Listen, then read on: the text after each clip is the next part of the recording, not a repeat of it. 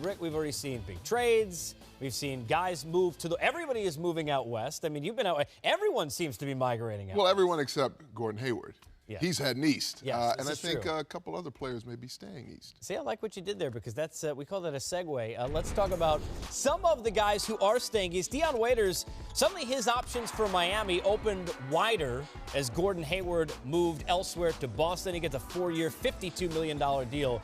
Did a terrific job, shot the three well last year. Other teams like the Knicks were involved, but he stays in Miami. Coming off the T and 3, as Chuck Woolery would say, talk to Swaggy P. Going to the Warriors, a team that likes to shoot from beyond the arc. He's going to get some good looks there. He said before last season he had one hand out of the career grave. He had a fantastic season and now jumps on board to a winner. Typically went north. This is true, right? Moving different directions.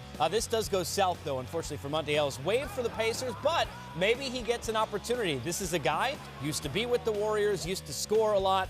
Ball in his hands, we know he can still make things happen. We'll see if he gets that. And making it happen at a year 18, 19, 20, I don't know how long we're going to go. Richard Jefferson and Vince Carter are going to try and outdo each other.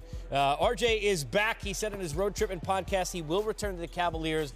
Big part for that, Rick. And look, from an energy and a lift standpoint, this guy played hard in the playoffs. He's had a role for this team now the last few stretches to the NBA Finals and is going to stretch this out a few more years. Maybe he'll get to 20 years. The league. Swaggy was the guy we didn't think we were going to get near that, and it didn't look like there was necessarily a place for him, but he has really kind of matured his game. He's a guy who's played well, and now the question is, what kind of fit do you think he is for the Warriors? I think he's matured in general, which is good. I love the fit because of the style of play. You think the D'Antoni system in L.A., where he really had his best year, was this up-tempo style that we're seeing the Warriors play successfully. Now you put him on the floor with those other three guys. We see he can shoot the three ball. They actually go in for him. He's going to get some open ones because a lot of attention will be paid to the other players on the floor with him. Made 170, a lot of attempts, but you know what though? These will be open attempts. Now, with all the different options that they have, and you look at him, Livingston comes back for 3 years, able to lock up Iggy. They're in really good shape, and they love McCaw getting more minutes as well.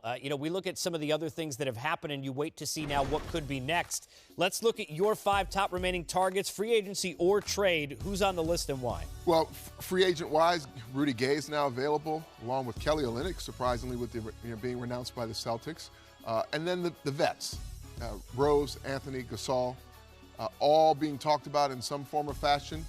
Derek has some options to come in as a free agent. And then, obviously, Melo's been coveted by a couple top-tier teams in Houston and the Cavs. Will the Knicks, buy him out? And then Gasol. The Celtics don't seem to be done. They're talking about finding a way to get Marc Gasol. Rose could be maybe in line with the Clippers. And speaking of Carmelo Anthony, could be 2 straight years. Knicks get a former Bulls point guard, Rondo, and the Knicks possibly some mutual interest. We'll see where Rajon kind of fits in.